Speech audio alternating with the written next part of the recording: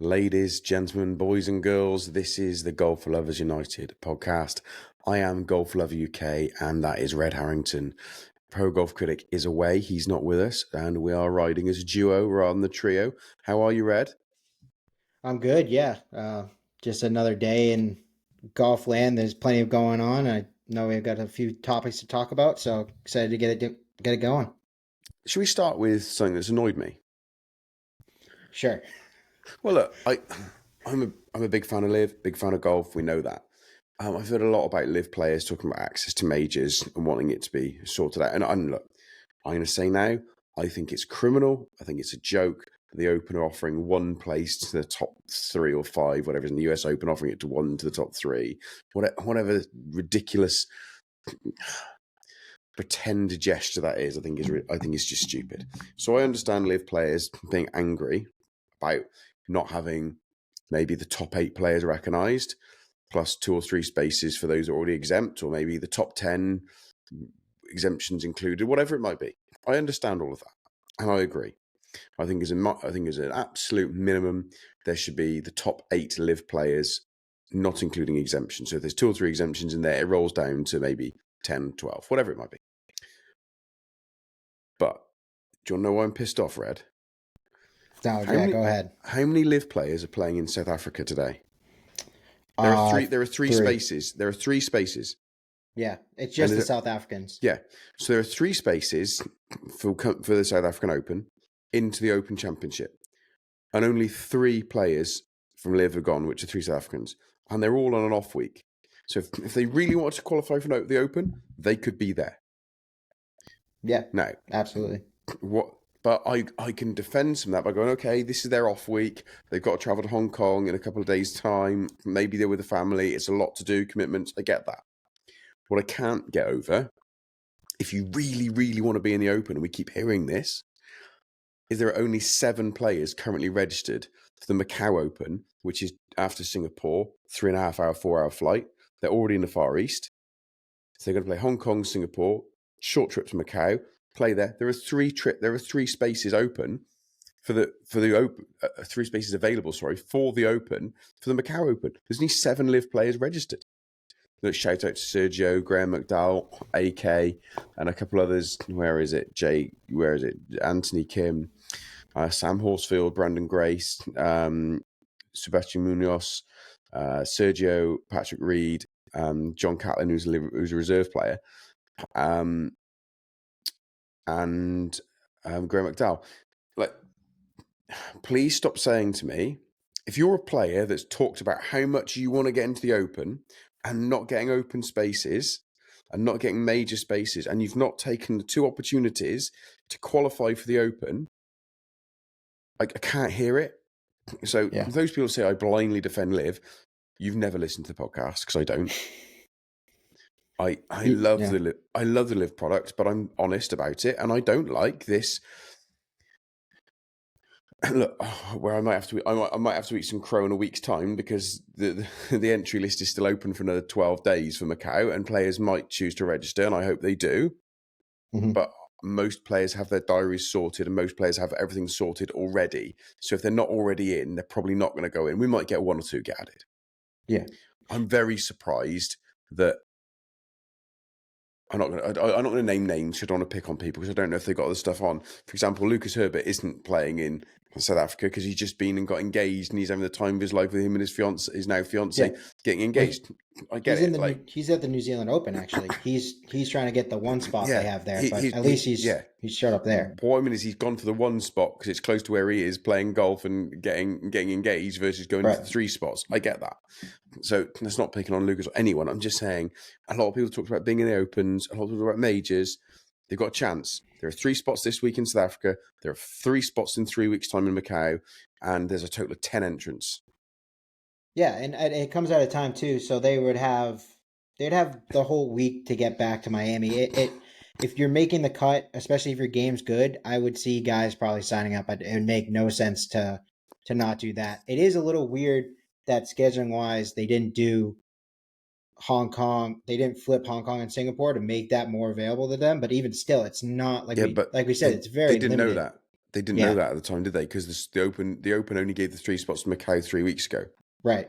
Very true. So, but yeah, no, there's opportunities. They should go grab them, especially to those younger guys who kind of want to say they, want to get in. Now, a lot of people, obviously, they have the opportunity to still go and qualify, but this is one of those things where if you go show up here on the back of playing 2 weeks sharp, take advantage of a fairly weak field in the Asian tour, and get your spot, and then you don't have to worry about doing it later. It makes perfect sense. So, look, I fully imagine that Tom McKibben, Caleb Surratt, and a few others will do regional qualifying or whatever.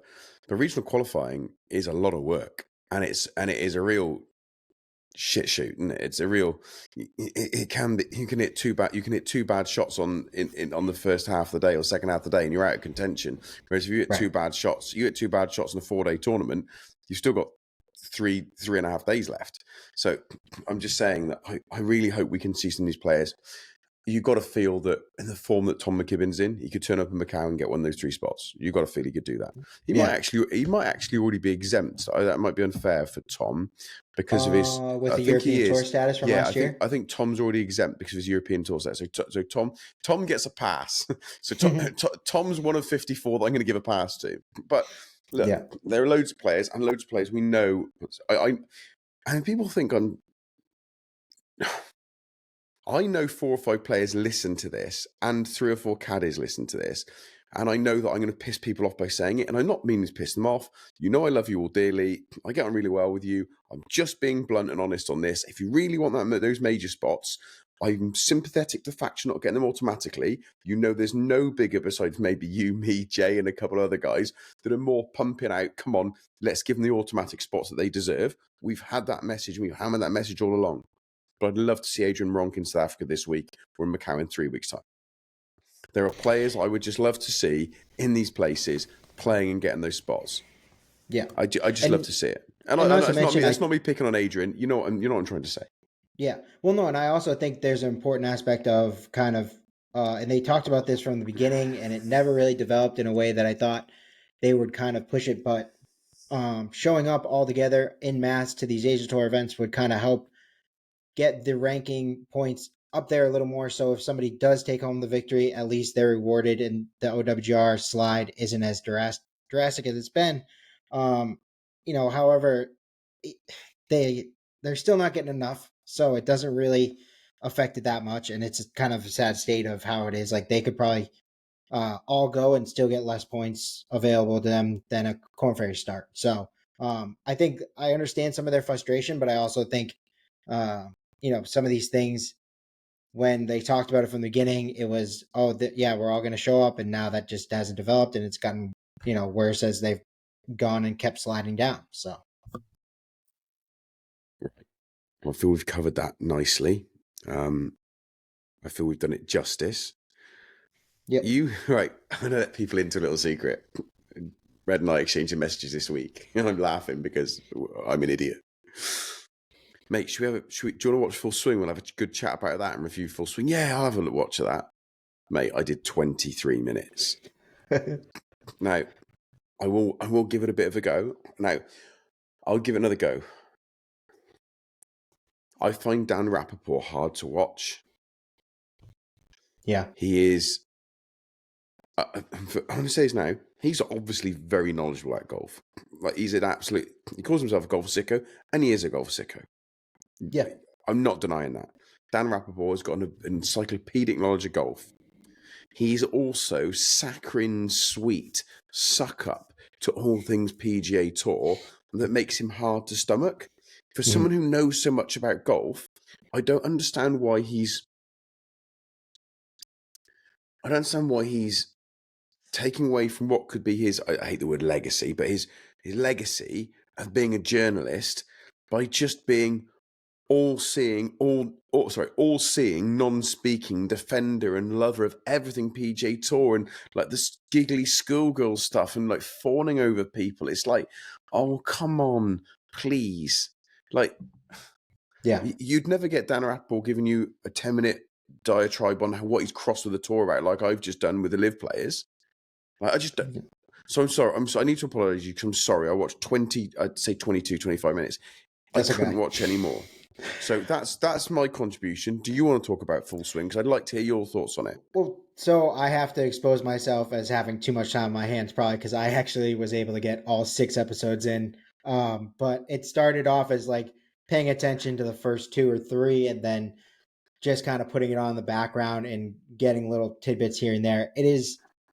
I struggle with it because and I'm sure maybe you feel the same way, as someone who has watched everything that happened last year, and to have it recanted to you in, kind of cut up choppy little bits, maybe played with the narrative a little bit on how things happened. I struggle with it obviously too, from our side, and maybe being more live adjacent. You can kind of see through a lot of what they're trying to present and the narratives they're trying to present, and it just can be frustrating. And I'll go as far as calling it kind of just like tour propaganda. It's exactly what they wanted from this deal when they made it. I think Chad Munn, the creator of Full Swing and the producer, I think he does a great job. I think they actually do a great job of getting a lot of stuff, and I think they also leave a lot of stuff on the cutting room floor, because if they were to put everything they got into it, it wouldn't give the same message that they're able to curate from what they're doing. But yeah, just I mean, some things that I took notes on for the first episode. Episode number one, Ludwig, obviously, like their number one star, someone they want to push out, immediately allude to him being the guy who's chasing Scotty down, which is like, you know, No one's chasing Scotty down at the minute. yeah, Like, and no, exactly. I know our co-host isn't a Luxord fan, and I understand all the reasons and that he says. I don't necessarily agree with them, but and Ludwig, maybe top three swing in the world for me currently. I think it's absolutely superb. But this anointing the new person, and almost sycophantic sucking up to the young players so they won't have their heads turned by LIV. It does feel quite manipulated. That I did watch. I want to say I only watched 20 minutes.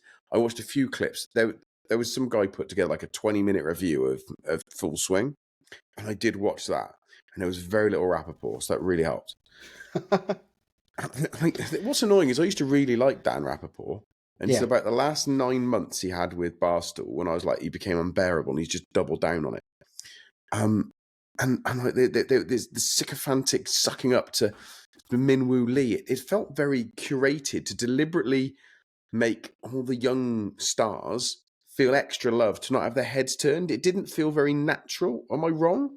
Yeah, no, and that's where I was kind of like, that's where I'd say that propaganda bit is very much this boosting of the imagery of some of these younger guys who they're trying to make a name for.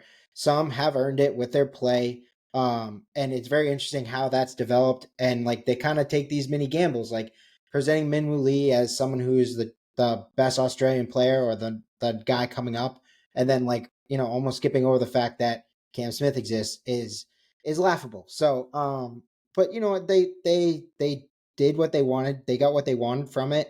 I would mention again too, like in the first episode, they do a great piece on Neil Shipley. I think Neil Shipley's a great person. I think he's a great character for the game of golf.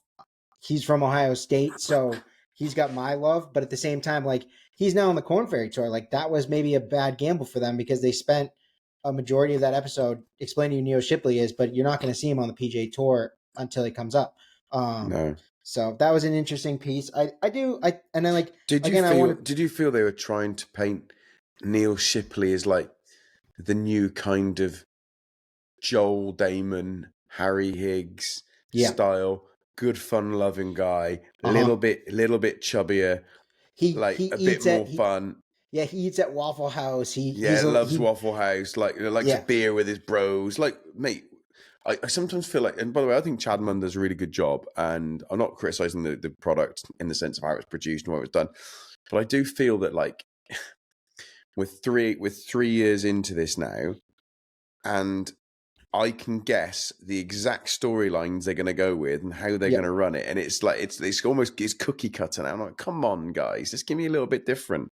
Yep. Yeah, no, and I mean, and that's really what it is. And again, I think we have to like suspend our disbelief on that part, where it's not for us. We can kind of see through a lot of this stuff because we know how it's played out. We know who these guys are. We're much more attuned to the golf world, and this is very much like a surface level presenting it the way they want it, so that if your girlfriend watches it at home and she goes, "Oh, Min Woo's now my favorite player," and she asks you about Min Woo every once in a while, and you have to break the news to her that he's like 60th in the world now. It's like it's very much and that's what a lot of these products are. If you've watched any other Netflix things, I've actually dipped into the Polo Netflix documentary, which is very much like Full Swing. I can't even remember what it's called, but where I live is very in tune with you got a lot of time on your hands. I do. But it's also the area where I live, polo is very popular. So I was like, oh, maybe I'll learn something and actually be able to, when I show up to the polo events, I'll have a better understanding of what's going on. But immediately it's clear like that there is things I'm learning, but also I think if I showed up and spouted those things off to the polo crowd that assembles in my area, they would immediately know that I was a poser and someone who only had the Netflix version of what it's very much the like For Dummies books. It's golf fanierism for dummies. So the only one I think I've watched that I thought was Jay's not here, so we can talk NFL. And the only one, as everyone knows that listens, I love my NFL. I've been a huge NFL fan for many years. I'm almost not as obsessed as I am with golf, but I love all elements of it. The only one I've ever watched on Netflix I thought was being a little bit elevated. It did do for the dummies, but went a little bit more detail, was when they did QB1. Yes. I actually felt with QB1 they really, and I think that's because they know most American audience do know NFL, so they could lean in a little bit more. Yep. No, I think that's exactly right. And QB1 is super additive. It gives you a behind the scene look. It seems like I think also with the NFL, they're already allowing you these looks at themselves so much more. They have to do even more to kind of make it an interesting product because all this is already kind of out there. So like, and that's the thing with golf is like, and with Minwoo in a way, you have a little more of that. You already have the understanding of who he is, but it's trying to like break the glass ceiling or break the third wall for you to get into this life of Ludwig. But the reality is like he's just kind of a golfer, and I think they did actually. So again, I've watched more episode 4. They do Thagala. They have a really nice touching moments with Thagala and his family, which I think they're like Thagala and his family are like this.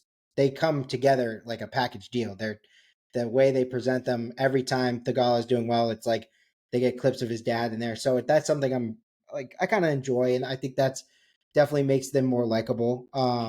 But yeah, it was super interesting. And then can I just say the Thagala stuff, right? Again, a little bit that was in this clip, and I actually read a few bits, but the Thagala thing for me is actually the reason you like it. And okay, I'm putting words in your mouth. Tell me to piss off. The reason you like it is because it's genuine. Yeah, no, it's not. It is. It's not contrived. It's not trying to say, "Hey, if the Ludwig Oberg stuff was, hey, Ludwig's an amazing player, ultra talented, hadn't really got across the line win-wise based on his talent. He's got the ability to chase down Scotty on like technically, but there are questions around, can he do this? Can he do that? I go, that's great. Well done. Because do you know what? Ludwig probably has got the physical attributes to chase down Scotty. What Scotty's got is he's mental. Like he's just win. Like he's not Tiger, before anyone shoots me in the comments, but he's got a tiny touch of Tiger in Scotty that he can turn it on and win at the right moments. Yeah. Oberg, yet to be seen if he can. He had a good win the other week, and I was one of the first people to praise it. And but if they did it like that, it's the contrived nature, I think, that's really pissing you off about Full Swing. Well, yeah. So you want to talk contrive? Episode 2 is like a perfect example. When they go to Desert Classic, they want to get Rory accomplishing something. They want to use his win there as a way to paint the rest of his season as like it's revived him and he's coming back. And it's like, listen, I don't know how to explain this to anybody like on the outside of like Desert Classic is a know nothing tournament. Like nope. It gets no attention from any real golf fans other than like having a little fun and maybe placing a bet. And like the funniest part about that too, I think they added a small clip of Fitzpatrick in the car with Alex, and Matt and Alex together. And immediately I was like, oh yeah, like they probably not gonna, highlight the fact that this is like invite your brother to try to get a tour card open. Like that's what this is traditionally been used for. And bring a friend to get a Macau Open. Right, exactly. And to show like non-live bias, that's exactly how the Kepka brothers used to do it. Brooks was like, "Come on, man, I'll try to we get a win, you get a card, we can spend more time together." And that's just it's been that way now for a little bit. So, but just to kind of play that tournament up and to make it anything like it's important at all was just pretty laughable to me. And then episode 3, I really enjoyed episode 3 because it was reliving some of my glorious week at the U.S. Open. It was great. There was some behind the scenes stuff here and there, some great clips. I thought were pretty enjoyable, but it was also um, you didn't get to watch this, so you might not want to, but they have Rory finishing up on 18, Bryson coming up, and they spend time just capturing the reaction of just Dan Rappaport standing inside the ropes and like how he is like, oh, Bryson's here, oh, Bryson's, and it's like I could have done without that so well. Like I know they want to make Dan seem like again like they're building Dan up and his vision and But he's inside the why rope and why are they building him up? because he's Like, now the face of whatever it's called I can't think of the freaking club shop, pro shop. yeah, whoever cares, yeah. Yeah, it's Scratch Golf. He's pro shop, Scratch Golf. They're all under one entity, and it's all under the PGA Tour. And that's a big part of what this is about. It's trying to build the PGA Tour's brand and making characters and stars out of not only just the guys on the golf course, but also Dan and some of the other people they have rolling through to kind of educate you. So you go, oh, who's that? And you go and follow him. So that it just and then little I have other things like Rory's divorce and how they're covering that, and just super interesting there. Dan at one point called How did they cover it? I've not seen that because I don't think they should be really, unless Rory wants it to be covered. Like I just, they did. So they did when they like first the news broke. Then they went to like the media. They had some pictures of everybody in the media tent on their phones. Bob Herrig made a little bit of a cameo, and then they went to Paige Baranek, and she was like, "Oh, Rory, he just he can never get out of his own way." Kind of vibes from that, and it was very much like a poor Rory. And I do see how that it like can be emotions you get from that, but it just kind of spinning it as like this, something's happened to Rory, not something he's created in his own life. No one really knows how that all transpired, and then later on they go to the he's back with his wife. So that was very different to kind of had thrown in there too. At one point they actually have Rory in the parking lot on the phone going, yeah, the Netflix cameras are here, I can't talk right now, which is like very much like, well, not that we need to hear his personal conversations, but also the understanding that they know when the cameras are on, so they're not going to act the same way as they would organically. So it's not truly an organic experience, no matter what you're really seeing.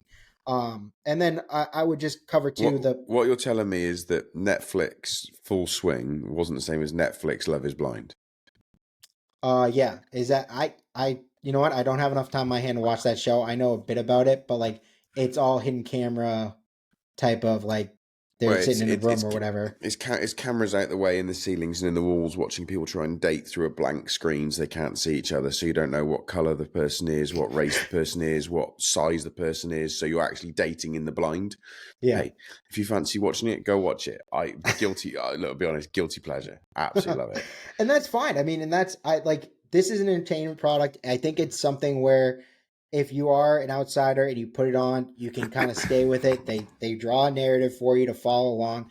I just, as a golf fan and a golf sicko, much like Dan Rapport, know what is a fabrication, know what is they're not saying, what they're leaving out. And then like so really quickly too on episode 3 when they're covering Bryson, they start with calling Bryson. Dan calls him villain character, and I thought that was pretty interesting. I mean, I know that was kind of his when he was younger and just coming out, he was kind of that persona, but I just, to call it out so bluntly was interesting. They rolled a few of the clips from him getting uppity with the media back in the day. So that was interesting. And then yeah, I don't know. I think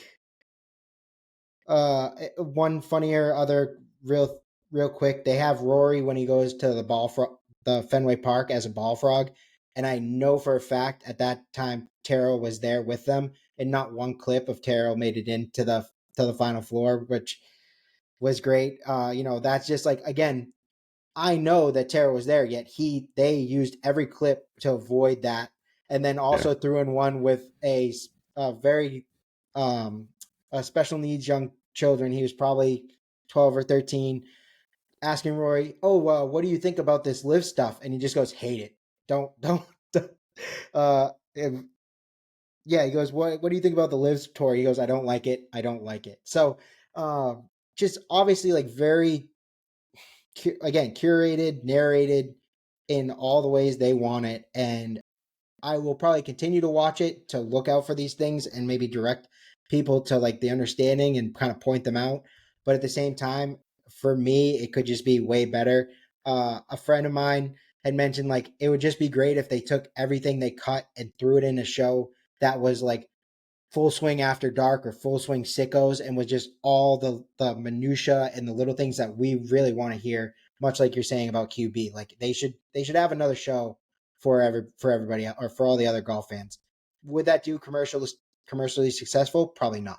So, but yeah, that's Um, really all my thoughts on the I, episode so far. So I'd love to know the viewing figures for Full Swing.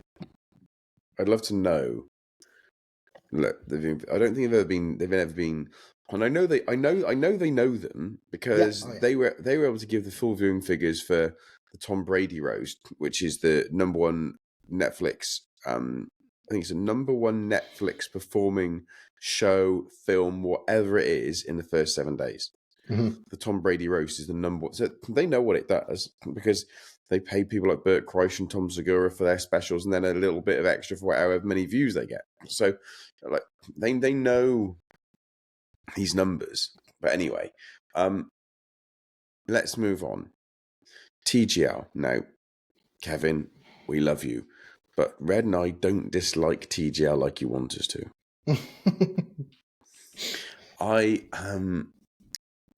I'm torn with TGL at times because part of me, I love the concept. Anyone who wants to try and keep telling me there's nothing wrong with the tech, yeah, like what a weird hill to die on. There's a couple of people on Twitter like the tech's fine, it's this, it's that. No, stop dying on that hill. You look like a moron. Like yeah, like some of the biggest tech guys. Like I'm not a big fan of My Golf Spy, but the guy from My Golf Spy's come out and he's a big PGA Tour stan. He mm-hmm. hates Liv. The yeah, guy from My Golf Spy. He is as big as PGA Tour stan as you like, and he has done 2 segments roasting the tech and why it's bad, what they should be doing. So, and you've got people out there saying, "Well, it just is not very good tech." Like, so I'm going to have a look at the My Golf. If you haven't ever seen it, guys, go just Google My Golf Spy, whatever the presenter's name is, the lead guy, review of TGL tech and launch monitors. It's about 7-8 minutes, just eviscerates it. But I want it to work in the sense I love the idea of it. But what I'm struggling with now, and it is a PGA Tour product, but it's now becoming 100% a stick to try and beat Liv with, rather than go, hey, we've got this product over here, we're doing really well. It's not that. And it's turning me off it, how people are trying to beat Liv with this TGL stick. It's like, can you just give it a... Can you just be... Is Liv so... Like, again, hands up if you watched the PGA Tour this week. My hand's up for the people who are on, and so's Red. yeah. So is mine. Hand if you watched the PGA Tour the week before. Mine and Red's Yep. hands are both up again. Oh, We like golf. We are golf sickos. We love golf. It's not I don't like the PGA Tour. I just love the Live product. I love what it's trying to do. I love team golf. I love golf around the globe. I love Live more. I like the 3 rounds. I like the shot. I love the shotgun start. I love knowing I've got a 5-hour product. I love yep. that. There's loads of stuff. It's not I don't like the PGA Tour, but when you try and keep bashing someone, you look like a bully. Like, just give it a rest. Because all Yeah. you're going to do is just... The everyday fan doesn't like it enough to watch it. the LIV fans or people that like me that like golf but maybe prefer LIV are being turned off by the media ganging up and using it as a tour to bash people. I just had enough of it, Red. Just play your Yeah. effing golf. Yeah, it's green golf, regular golf, whatever it is. I think where I kind of come on with TGL is like it's a Monday night, it's a Tuesday night. I rather throw it on and kind of watch these guys bat around. I enjoy some of the short game skills they show, which is again, that's my hot take is they don't mind that the technology isn't spot on because it does cause a lot of short game stuff, which is actually probably more interesting than them having a putt off from 10 feet all the 2 hours it's on. But yeah, and I don't treat it super seriously. I think it's more fun. Like I enjoy another part of it is that, it's on during a certain time that a lot of other people are at home doing the same thing. So golf Twitter gets picked up a little bit when something silly or, Kisner hits a shank, we all kind of gang up on him. And it provides that. I know maybe it's a Yeah, it's little different great. for you. Yeah. It's Like great. what time is it I in the I UK? I catch a bit on Sky in the morning. Yeah. So Sky, I can't remember. It's either till 10, 9 till 10:30, or 10:30 till 12. I can't remember, but I've in fact I think it's been on a couple of different times. I've watched on the Sky Golf. So yeah, Yeah. I'm not staying up to watch it. Yeah, and I don't blame you because it's not that serious. Like it's just an additive product, like what they're saying. I think I understand some people who are Live fans, the issue with it. I can definitely see some people, like even myself, I get a little bit bothered by the fact that people have glommed onto it so easily and have supported it and want to kind of spin it up and it's clear that when you have a PGA Tour product that is backed, they're gonna go and support it and kind of make it something more than it is. I think it's a fun product for people to just watch when they have a little time on a Monday, Tuesday night, and that's really all it's gonna be. I do think again, like I can understand again some of the Live people saying, in the future, if there is, whatever deal happens, will this now hurt the ability for scheduling and stuff like that? Like there's going to be issues in the future with this, but it's just going to be something they work around. And I think TGL is here to stay for now. And I kind of support it in the fact too that it kind of normalizes team golf. I think the way people talk about it, it normalizes like roster movements and things like that inside golf, which hasn't really happened with, now we're on year 4 of Live and people still can't recognize how fun this could be for the additive stuff of the off season or team movements or anything like that. So it's normalizing some things. Again, I agree. I don't need to hear about their ratings really or why that's so much better than Liv's or yada yada yada. It all has gotten exhausting to that point. I'm just gonna choose to enjoy what I want to enjoy, and if anybody has a problem with that, well, that's their problem, not mine. Okay, and before we close out how we open the show with how is Ben annoyed, we will just go to a short ad break, which is the Golf Lovers United podcast is sponsored by ShotScope. If you'd like to go to shotscope.com, have a look around, buy yourself a rangefinder, buy yourself a watch, buy yourself lots of things. Shotscope.com, use code GOLFLOVER, or one word, GOLFLOVER, at checkout for a 15% discount. I'm getting better at that, Red. It's all right now, Yeah, isn't it's it? not bad. It's not bad at all. Yeah. I would say too, like I would have maybe worked it in with the fact that their tech works a little better than what you'd see at TGL from what we know. So It just works really. I tell you what I have found with ShotScope that I started using is I started using their app as well on the tracking, yep. and I was really impressed by it. I'd used a couple of different ones in the past, but actually theirs is so good. Is that I'd not used it before. do you need the thing in the base of the club kind of tracking or is it just You got several options. okay? You can just use it as an app just to know where you're hitting, what the distance is, what the course layout is. You can do it where you track it off of, you press it on the thing, what your score is, what you can tell it what club you hit, or you can wear a watch and do it, or you can get the stuff in the club. You've got all the options. So you can just use it as a normal app to get the course layout. Then you can do a bit about greens in reg, fairways in reg, and all that sort of stuff, or you can go full bore with it. You can get the little shot scope sensors in the club, a bit like Arcos, but fraction the price. I think for anybody who's beginning golf, and I can't tell you how much that will improve your game to understand your yardages and kind of have that. I mean, I know we were talking the other day about the post you put up where you were quoting in meters, and I had to go and run and do the yardages, and then you ended up, you put it up there, so I hope you don't mind me saying, but you fatted one and you put it in the stream. And I was Yeah. like, that I would have probably clubbed up to avoid any of those hazards, because I know the first thing I do with my yardage finder is, highlight where I don't want to go and then figure out yardages away from that. I didn't fat it. I caught it a groove and a half too high. Okay. It wasn't a full fat. It wasn't a full fat. I had like 121 and I hit it about 113, which sadly the water was finished at 114. Right. Yeah. So that's how I play. Like, I strategize my golf game because I'm not good enough around those things. So I would have had a club that probably got me to the back of the green. I would have lasered that and then thought about it through that lens. So when you come and play that course, you won't do that because the back of the green's OB. If you go off the back of the green by 2 feet, you're OB. Okay. So that's a tricky little golf hole then. That's what you would do is what most people do, which is the loser's way out, is aim 10 yards to the right to a massive open green. I'm going for that 8-yard plateau, and that's it. I think you're confusing loser with like smart golf, but no, loser, yeah. No. We only like it's. We're not playing for money, Red. Just try and stick the ball near the flag, right? So we've done our ad read. I'm wearing all my Ping gear. Go by Ping. It's amazing. Do you like the color? I love it. Actually, yeah. It's, you know what? That's very close to Torquay blue.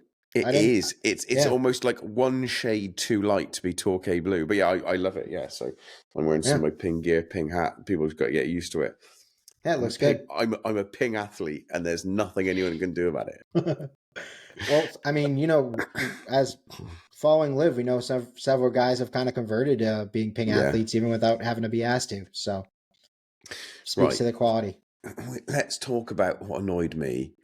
There's been a lot of chatter on Twitter this week, a lot of absolute nonsense. Okay. I'm not going to get into some of it. The only one I'm going to talk about, there's a big piece of it out there which has just been refuted and is not correct. The other one that's annoyed me was this whole Brooks was at TGL. What's he doing there? He's obviously leaving. Mm-hmm. Do people not know that Brooks is an investor in Tomorrow Sports? Like, this stuff is so obvious. Like, show me you know less about golf than you think you know. Mm-hmm. By not understanding that he is a co-owner of Tomorrow Sports and he was already there doing an event for Strixon. Like, he was literally adjacent to the venue, and he's an owner of Tomorrow Sports. Yep. Which is an investor.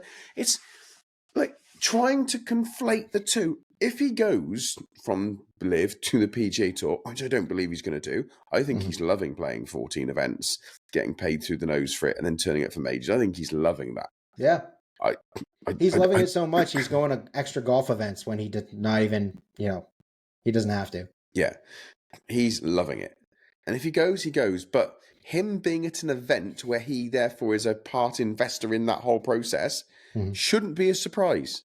Yeah. No, I totally agree. And I think it's like a semi-flex. Like, oh yeah, I have 2 weeks off. Of course I can kind of swing by. I was doing a Strixon shoot. I'm sure I tweeted out a couple other people too, but he was hanging out with the Strixon guys and gave Hideki a birthday cake. I'm sure someone bought that for him, but just doing fun stuff with Hideki. And maybe Hideki was like, "Hey, I got extra tickets to the TGL." He's probably got them on him. Even if Brooks wasn't a part investor, I'm sure he would have found himself there, kind of hanging out and visiting with people. Brooks has always been friendly with them. They never had issues. All right, I'm going to say this now because it just annoys me. When Tommy Fleetwood went to live in Vegas, I was like, well, why wouldn't I was never one of the ones going, oh my God, Tommy Fleetwood's going to live. Like, no, he knows people who are part of it. He wanted to go and see it. He was in the area doing a lesson with Butch. Why wouldn't he go along? And the same reason, why wouldn't Brooks go along?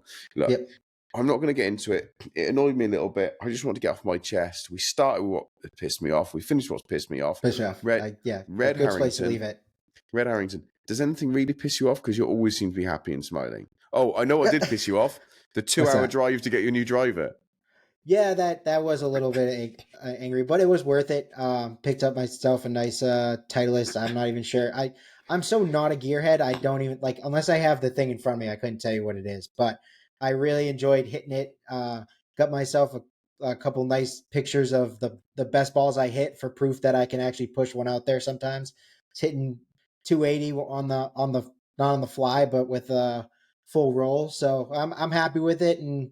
Yeah. Was come on, was the 280 an average or was the 280 your max? No, yeah, those are maxes. So I am not a long hitter. That's what's anybody what's your club head speed?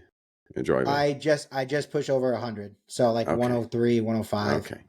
You know, but again, I joked about this with a couple other people when we were talking about Brian. Do you use a senior shaft?